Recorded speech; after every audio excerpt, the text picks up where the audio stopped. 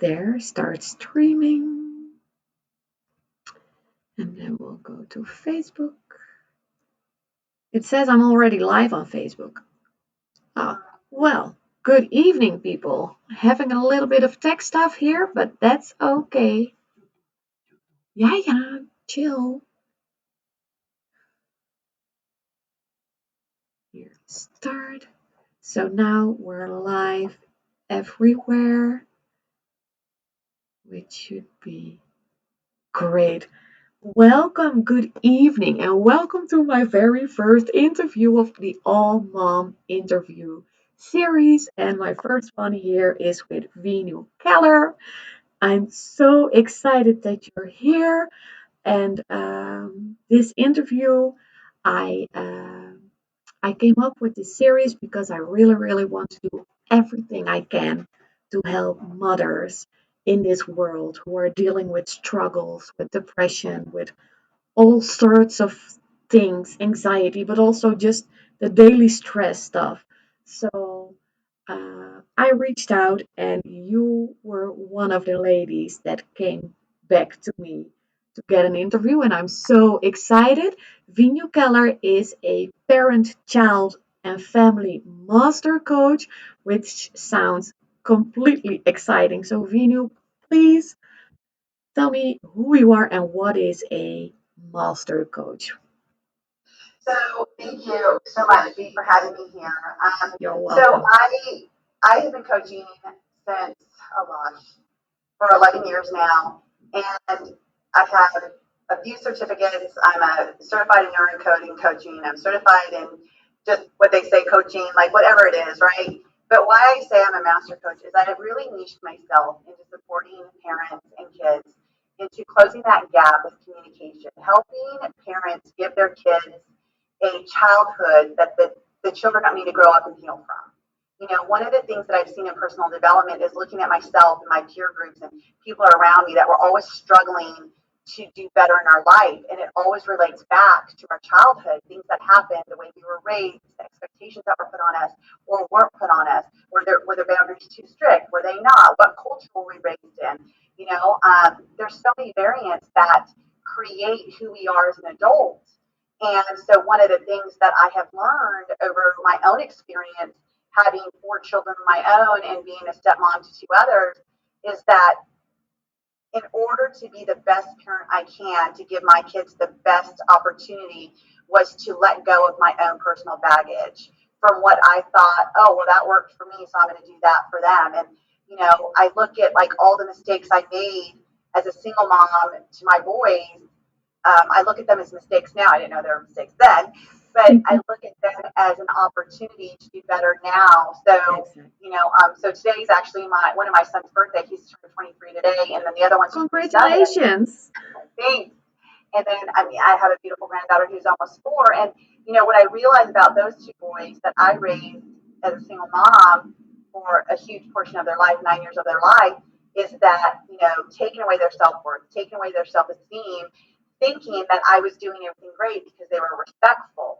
My outcome is that I have to raise respectful boys, and, they don't talk back to me. They do what I say. But what really happened was I scared them into respecting me. Yeah. There was a fear that they need to be enough for me, and nothing they ever did was good enough for me, and that's not what I wanted for them. No. And now I have my twins that are 9, and raising them differently. Even my boys will say like, "Oh, you raised them so differently than us," and sometimes my boys say, "Okay, I think the old mom needs to come out because the way they're talking to you would never be okay." And I get that. I get that you have to walk that fine line. Like, I don't want my twins to be scared of me. The difference that I have now is that, yeah, the tonality is not always great with me, although I redirect it. So I don't just let them be rude to me. I don't let them be disrespectful. I definitely am on it and redirect it. I just don't yell at them, ground them, take things away from them like I used to do. But the difference is that these twins are also coming home and saying, "Mom, this boy has been doing this to me," or "Mom, I'm not getting along with this person," or "Mom, this girl said she didn't want to be my friend." Like, they're open communication with me now because I give them that open space to feel safe where they're not judged, Yeah. they're not scared of me, so they can come and talk to me. So, it's so when I say a master coach, it's I've been in the trenches as a parent. I'm just like you. I'm not, I don't have a doctorate, I don't have a PhD. I went out seeking how can I be a better person for myself so I could be a better person for my kids. And it just took me on this trajectory. And, my why, they say if your why doesn't make you cry, it's not your why. And what I realized my true ultimate why is to let kids know that they're worth it. Let them know what self love and self worth feels like internally, so they have that confidence, so they're not bullied, so they don't grow up wanting to commit suicide, so they're not self-harming. And one of the key elements is how do we as parents show up for them to Mm-hmm. guide them in that direction, not dictate, not command, not demand, but give them opportunity by being more curious and not critical. Oh, I so love just everything what you just said. It's like it's so necessary. And I hear you say things like, I'm still doing that as a mom, like disciplining her. Well, my oldest one and my oldest one is a stepson. He's 11 and my girl is 6 and our youngest just turned 1. And I really want to be, um, because I know that sometimes the behavior that I have, because I just feel like completely out of options and overwhelmed and clueless of what to do to make her listen. So we basically threaten her, like, if you don't do this, I will do this, or take away this, or take away the iPad, or whatever. And now I'm hearing you saying you do something different with your twins. So that's like, I'm so curious what it is that you do. And I love your why. And the quote you said, if it doesn't make you cry, it's not a good enough why, something like that. Yes, if your why doesn't make you cry, it's not your why. It's not your why. Yeah, I absolutely love that because your why has to be strong. And but what made you come to this point? Was it really it was it the time you as being a single mother and wanting to be different? Was what made the switch in your life Right. to So I my backstory, just real quick, was I was a first generation born in America, and so I grew up in California. My parents migrated from India here, and they had an arranged marriage. They had divorced, which was not seen in our culture, in our family ever. And so we now lived a new life underneath this umbrella that our family was kind of tainted now, right? Because there's divorce and living with a single mom, growing up in America, in an Indian cultured home, trying to figure out where I fit in, being bullied at school. And, from the time I was 13 to the time I was 34, I was suicidal. And I would wear all these masks. Here I had kids, and I had my first son at 20. I was almost 21 when I had him, and I felt like he was going to be the antidote to that that void I felt.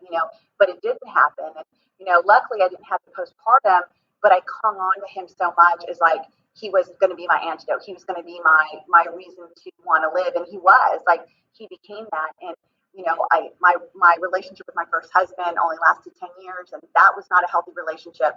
And we had another son again who today he's 23 today, but my boys became my why to stay alive, and I was just waiting for them to turn 18, and then I can be like, okay, I'm done. And I wore all these masks. I was a mental health professional. I worked with families, and yet nobody knew that I was suffering inside because I didn't let people know, and I kept myself busy. That was my distraction from killing myself, was I have to be alive to raise these boys so they don't go live with my ex-husband. And then when they're 18, I can finally say, okay, I've done my job. You're an adult. I'm out. And by the grace of God, I was led to, personal development. I went to my first Tony Robbins event, and it was that event that I realized that I have a choice. Like, yes. life is a choice. I have a choice to live. I have a choice to die. I have a choice to make my life better. I have a choice to stay where I'm at and feel sorry for myself. So I got myself off my antidepressants. I got myself off my anti-anxiety medicine. And it was in that time that I said, I don't know what it's going to look like. I just know it's not going to look like this. And I know I'm going to live. Like, that was my choice. And that was probably the hardest decision I had to make in 2007. And it was a journey. It was a journey to start from there to be where I am today. And now I can say, when people say, what was that pivot for you? It was turning my pain into my purpose. I went back to the cause. Yeah. What was the cause? Was the cause the bullying? Was the cause like I self-harmed? Was the cause being raised by a single mom? Was the like what was the cause? No, those were all symptoms. The cause was I did not feel I was worth it. I did not love myself. That was my cause. Everything else was just a symptom of that. And one of my coaches has taught me just this year, change what you see and what you see will change. And that's exactly what I did. I started to see myself and know my worth and know my love. And then once I started to see that, like your brain will never lie to you. So if you say I'm True. worth it, I'm going to start to see reasons why I'm worth it. If I say I'm not worth it, I'm going to find out reasons why I'm not worth it. And so I just started on that trajectory, and I started to realize that if I was going to be a better parent, what would that look like? Yeah. I needed to be better myself. And we have to stop as parents looking at the decisions our children make is not our measurement tool if we were a good parent. My children have made mistakes. My children had, gotten tickets and whatever. But that's not a reflection on me. No. Because if you ask my boys, hey, you got in trouble, this happened to you, how did your mom raise you? They will tell you, oh, my mom raised me not to do this. But I was an adult and I chose to make my own choice. Like my favorite quote from both my boys is, I'm a grown man, Mom. Okay, I you be a love grown that. man and you make those choices. And you know what? I don't condone the choices they make, but I support the choices they make. If Yeah. they make a choice, if they get in trouble, I'm going to stand by them and love them through the consequences that come from that mistake.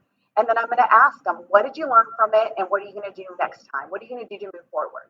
Because there's no sense in staying in, well, why did you do that? We already know why they did it. Like, who cares why they did it? Let's talk about what are they going to do to change it? What are we going to talk about? Like, what's the gift in this mistake to make you do something different so that it doesn't happen to you again? And that's kind of what I did in my own life. Yeah. What choices was I making as a single mom that made my children feel they couldn't tell me, or made them feel that no matter what they did wasn't good enough, or made them feel that I didn't hear them or see them? And how can I be better now with my children now? I still sometimes yell. Sometimes my children, I give them that pattern interrupt, I yell, and then I'm like, okay, that didn't feel good to me, and I know it didn't feel good to you. So what are we going to do differently? It's teaching my children that, hey, I'm going to take ownership, and I need you to take ownership. Yeah. Oh, I love If, that. if we're going to do something different, then let's do it. And it's not that I don't take things away. It's not a matter of taking it away. It's a matter of making it a reward. If you want time on your iPad, if you want TV time, if you want to go outside with your friends, tell me what you need to do first. I need to clean my room. Great. So tell me, what is that going to look like? How do you know that your room is clean? So I know your room is clean. Because then when you ask questions, you're finding out what is the standard. To say, go clean your room to your children, and they do it their way, and their little 9-year-old brain is not my 48-year-old brain, right? And so they're like, I did it. And then they go, because I'm working. So I'm like, okay, they did it. That's good. And I go and I'm like, okay, this is not clean. But where did I take the time to show them what my standard was? Because it was clean to her standard. She put all her Barbies in the middle of the floor. So they weren't bed. Your Barbies don't belong all around your room. They weren't. They were just all in the middle of her floor now. So in her It's a mind, she cleaned it up. And then she was out playing. And then she comes home. And I'm like, this is not clean. And she'll tell me, she goes, you said they were around my room, and they're not now. And I said, you're right, but where do they go? And she goes, well, they go in my Barbie bin. And where's your Barbie bin? Over there. So what needs to happen here? And I ask questions instead of saying, your Barbies need to go in your Barbie bin. Because again, that's demanding. If I ask her, she's filtering it through her brain. I'm teaching her how to problem solve. yeah. And I put her in control. Kids want to be in control and they want attention. So by asking them questions, I give them back the control. Oh, I absolutely love that because listening to your story, I recognize so many things. But then I hear you talk, and I'm now like, oh, when she says it, it sounds so easy. It's not. No, it isn't. So, keeping us moms that are like still not quite there where you are yet in mind, and we are trying to, because I have a 6 year old whose uh, room is exploded. So I love that you take that as an example because I'm like, how in the world am I going to do this without completely doing it myself? But so, what would you give as a tip to a mom that is like completely um, still in the mode of how most of us are raised still, right? Like discipline and kind of dictatorship, like I'm your parent and you're listening to me. So That's what I had. exact. So what would you give those women as a tip to change that and indeed let your kid feel heard and in control, but still feeling in control as a parent as well? I think that's kind of the key Yeah. that we all want, right? So the first thing is give yourself grace. Because what Yeah. we do is like, I'm going to change, and then we don't, and we yell or we take away, and we're like, and then we go to our room, we're like, oh, and then we have that parent guilt, right? Like, I'm not changing. No, you are changing because now you're aware. So as Yeah. soon as you do that, start going and correcting it. So like if I yell, because I grew up with a yeller, I was a yeller, and now still 14 years later, I'm still shaping that. So that just hopefully give you mama some grace. I'm still shaping that as I'm teaching it, right? And I'm teaching it because I'm going through it. Like I lived through it, right? Yeah. So if I have that moment, first I start to recognize what puts me in that moment. And I'm going to tell you my number one thing is urgency. Oh Urgency yes, will for put me sure. in that moment of yell because why? I want to get it done. And we have trained our children to only listen to us when we yell. And what is our proof of that? So if I say, close the door, hello, close the door, you're not closing the door, close the door.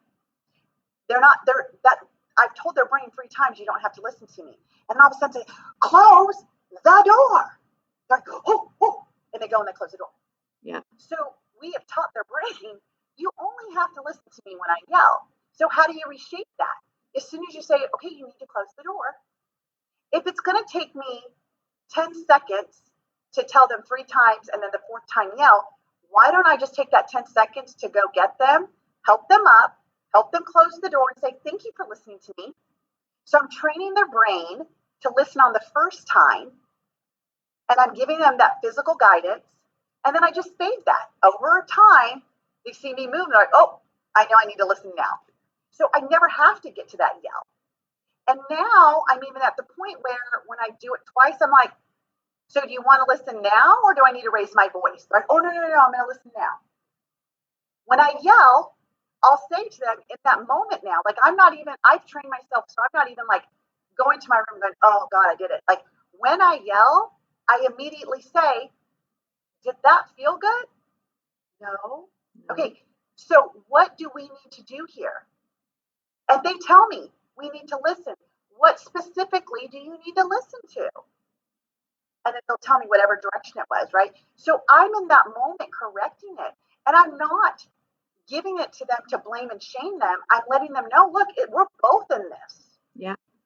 And that I am fully aware that I'm raising my voice. I need you to be aware of what's creating that.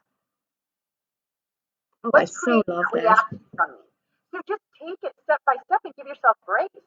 So it does start out, and my boys got it. Like it started out with them, but they were in their teenage years, so it's never too late. When I start to yell, I'm like, oh God, I'm yelling. Okay, guys, I don't want to yell right now. It would really help me if you guys would just do what I'm asking you to do, please. Please let's just get it done. So it's just kind of going in that moment, right? And just catching myself. Sometimes it started out with me going to my room going, I did it again. So you have to ask yourself, what are your rules? Set yourself up to win. My first rule is give myself grace. My second rule is awareness. I have to be aware of when I did Yeah. it. My mom just said something the other day. She goes, sometimes you make people feel like they're less than you. And I'm like, I do? And she goes, well, you wanted feedback? I'm like, yeah, give me feedback. And she's like, yeah, it's your tonality. And of course, it's coming from my mom. So I said, Mom, I can appreciate that, right?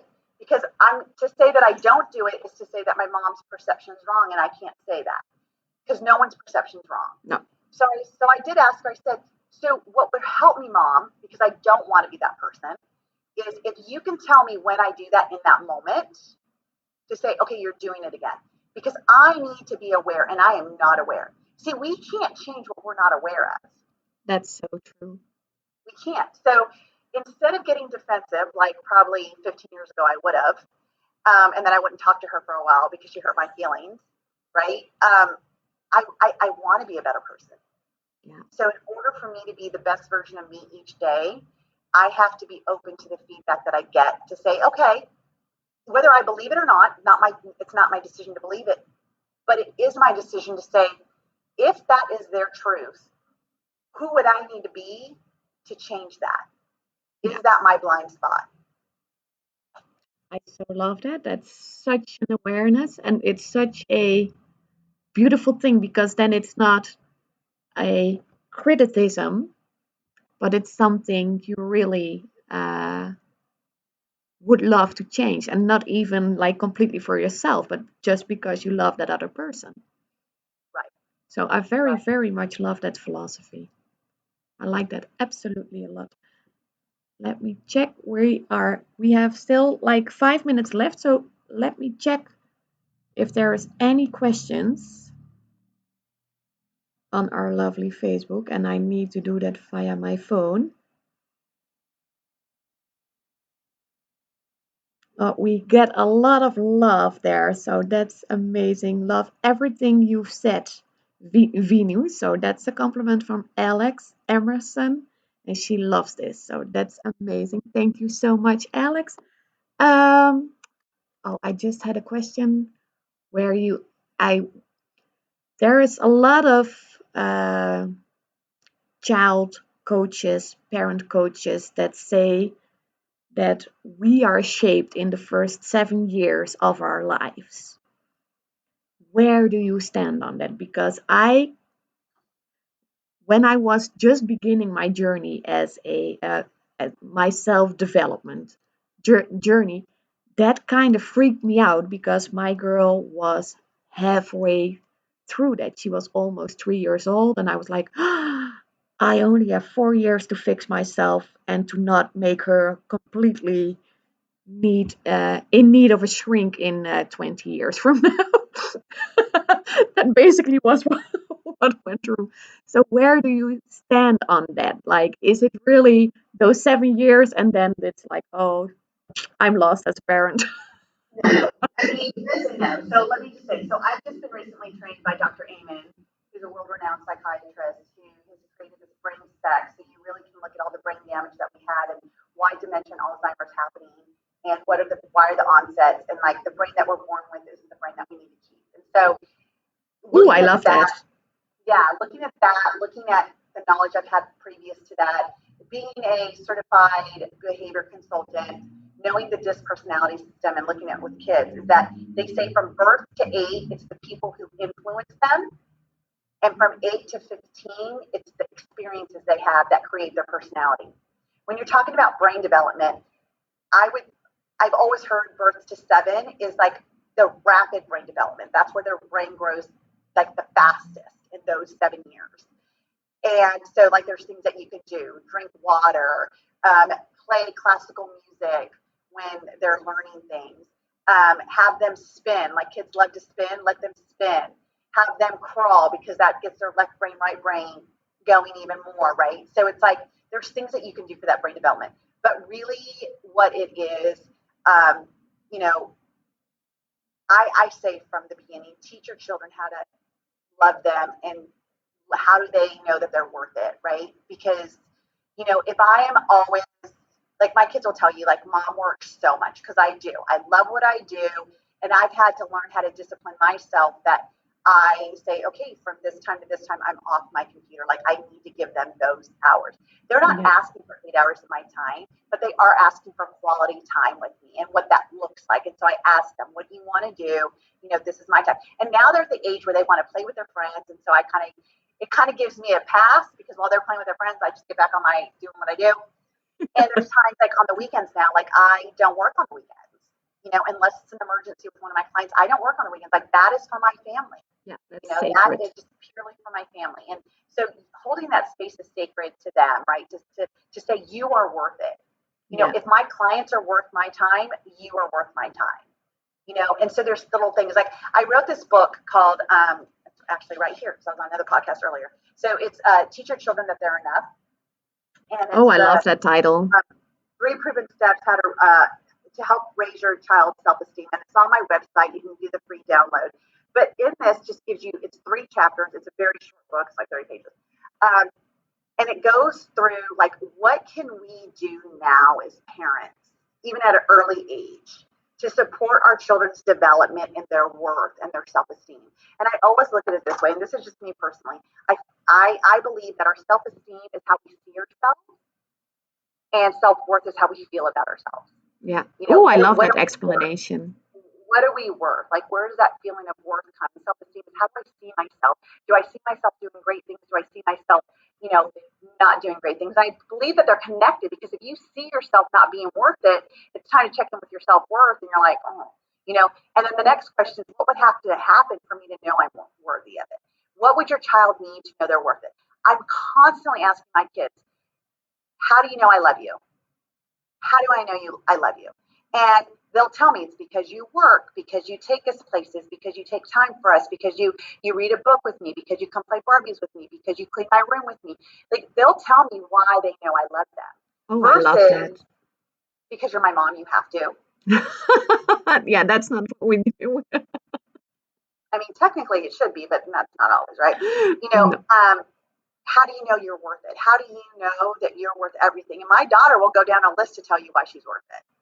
Oh, I love And she'll that. start talking about her little gifts, because I dance, because I sing, because I can, and then she'll say, watch, because I can do a cartwheel. And so I'll watch her, right? Because that's what gives her her worth. Yeah. And I'm constantly doing this with them. I don't let my kids think that they're bad or good. You're not bad, well, I do say they're good, but I don't like the labels. I say their choices are not great. Like, Yeah. you're making a bad choice. You're making, is that really a great choice? Because if we label our kids and say you're bad, then that their brain's going to be like, okay, how do I see I'm bad? How do I be bad? How do I be bad? If you say you're good, then they want to see, why am I good? Why am I good? So Yeah. again, your brain won't lie to you. So just to tie this all together with a great big bow, 2 of the things that I think about is, be curious, not critical. If you're going to be critical about something about your child, you don't like what they're done, you don't like what they do, you don't like how they're talking about their tonality or whatever, just ask them a question. Like, how could you say that to me in a nicer way? Oh, I Instead like of saying, that I don't question. like how you're talking to me, change your tone. Because Yeah. that's demeaning, right? That's critical. Yeah. And, the other thing is, don't blame and shame. So don't make them feel it's their fault. There's a difference of making a child feel like it's their fault versus taking ownership. Definitely. You know? And what would that change? What would that difference be? Like, could you explain that just a little bit more? Sure. So, like, if they're, going back to their room and they think it's clean and I think it's dirty. If I go in as a parent, like the old parent, like I'll put on the old parent hat that I used to be, I'd be like, this is not clean. You know how I want it clean. So you're not going to do anything until this room is clean. So it's my tonality, it's what I'm saying. Like, now all of a sudden they feel shamed, like their job was Yeah. not good enough. They're blamed for not doing it. But now if I go in there and be like, I can see you've made some changes in here. If we were going to make this even better, we were going to make this look even cleaner, what would that look like to you? So I'm complimenting, I'm acknowledging what they have done, Yeah. regardless if it's just moving one thing to the next. I'm showing that I am observant and that I'm taking the time to observe and praise what they've done. And then I'm coming back with a question. If we were going to make this look even better, what would we do? If we were going to put all the dolls in their place instead of in the middle of the room, which I appreciate, they're not all over now, where would we put them? I so love that.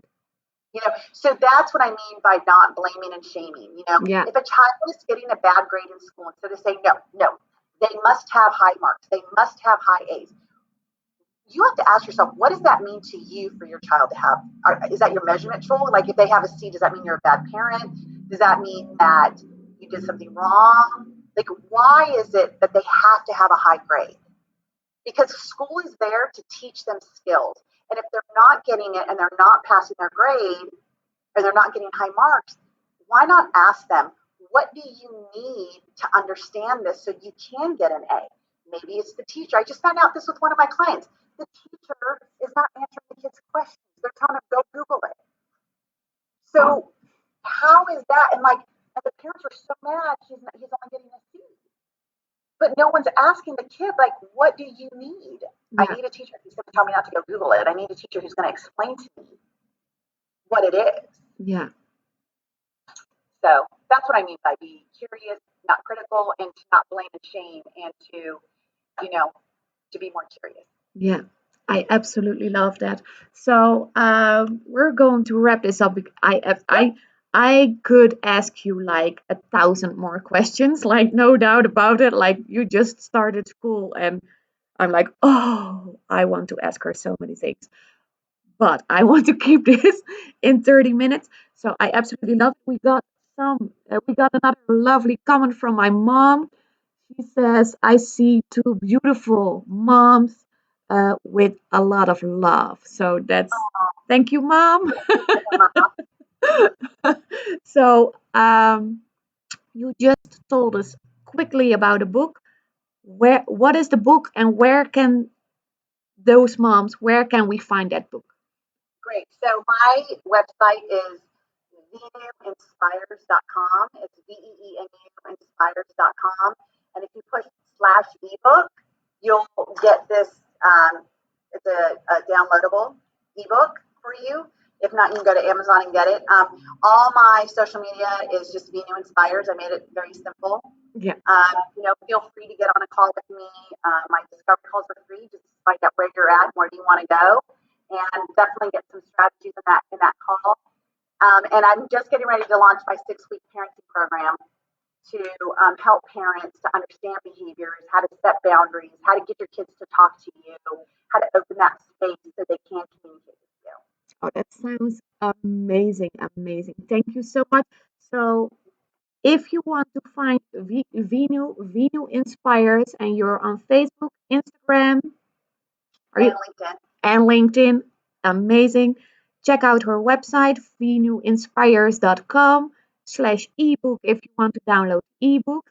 Veenu, I want to thank you so much for this interview. It was absolutely amazing. You gave so much, so many tips. I'm so going to watch this back and imply a lot of things that you just said. Thank you so much, and I wish you an amazing day. Thank you. Bye.